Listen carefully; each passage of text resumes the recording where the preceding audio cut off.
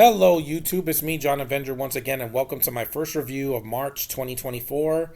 It is International Women's Month, so every movie I review is going to have a woman in it. Yay!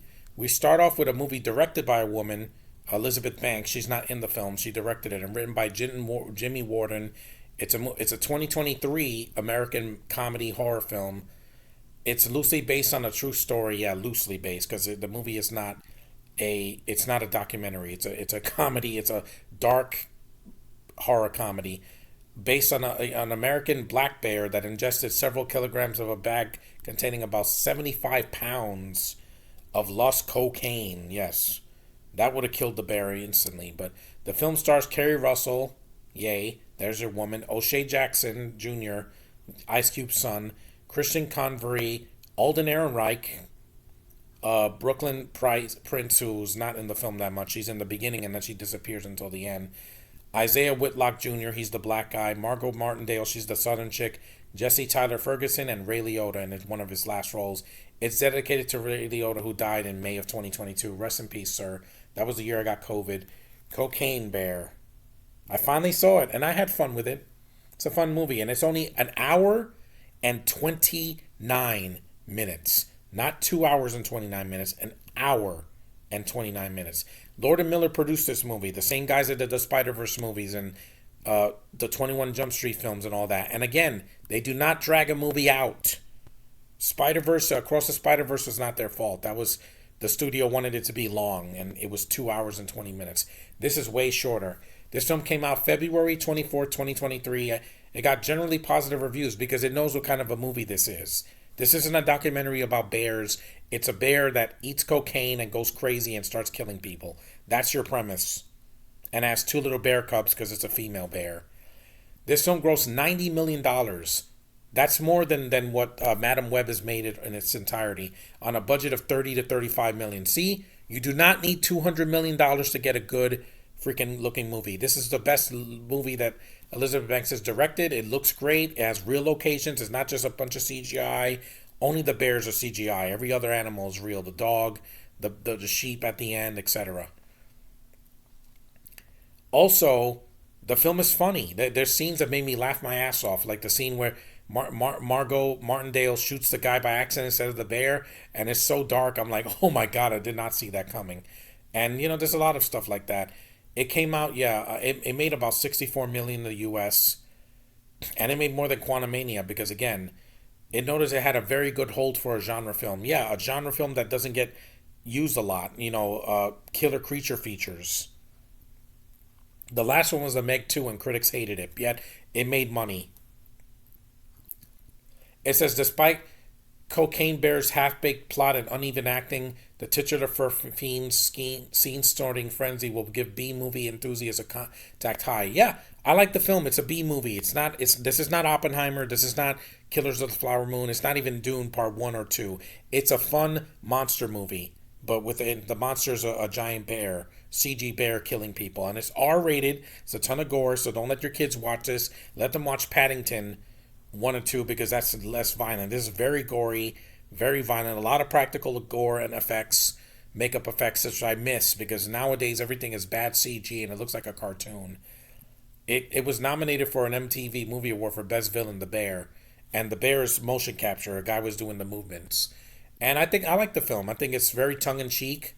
It knows what it is. It's not lying to you. The bear's in the film enough. And the actors did fine. I don't think there's nothing Oscar worthy here. I think the southern accents are a bit uneven because Kerry Russell's not from the South, or the blonde kid. He was good. Henry, he's from Los Angeles, California, and he's 14. Kerry Russell's she's from California. She's a Californian. She's not from the South. And no offense, Josh, because I know you have a southern accent, but they're supposed to take place in where is it? In Tennessee. So the state you live in, Josh, Knoxville, Tennessee. I don't know where that is, but it's in Tennessee. But then they go to Northeast Georgia. That's also the South as well. Later in the film, when they go to the park and they find the bear and the cocaine and all hell breaks loose, literally. And yeah, the movie is it knows what it is, and it's not. There's not any foreigners in the movie ruining the movie. There's two people in the beginning of the film that start the film off. You got a guy named Olaf. He's the only foreigner in the movie. He's a Norwegian actor. He looks like he was in Game of Thrones. He looks like Sami Zayn. And Elsa, not the one from Frozen. She's from the Netherlands. They're the only foreigners in the movie. There's no Brits. There's no Aussies. There's no Kiwis. There's none of that. There's no subtitles. Thank you, because it's a movie that's made by an American studio. Who wrote the movie? The cinematography was good. Jimmy Warden. I got to see who that is. And it was tongue in cheek. I was interested in the movie because it sounded like fun, and I had fun watching it on Amazon Prime. It's not preachy. There's not one preachy thing in the entire film. Jimmy Warden. Let's see what he did. He wrote the Babysitter, which I heard wasn't good. Borderline from last year. Oh, he married Samara Weaving. Yeah, the girl that looks like Margot Robbie. He did a good job for his his second script. He did Naughty, which is in pre-production. Uh, yeah, he's done some things. Yeah, he wrote this and The Babysitter, Killer Queen, the sequel to The Babysitter from 2017. This is the 2020 movie. And yeah, he did a good job. There's a lot of cursing, so it's not a PG-13, and it's really violent, so don't show your kids this unless they want to be traumatized by bears. And yeah, the film has a realism to it because bears can follow you in the woods. Not right now because they're still sleeping during the winter, but in the spring, summer, and the fall months, bears are out there. Except for polar bears, which they're out all the time. They never hibernate.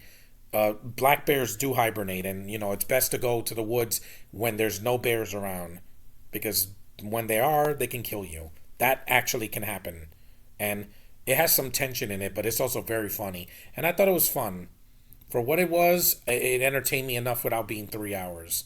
And I wish a lot of filmmakers would get that through their head. We don't need a movie to be 4 hours long. We don't.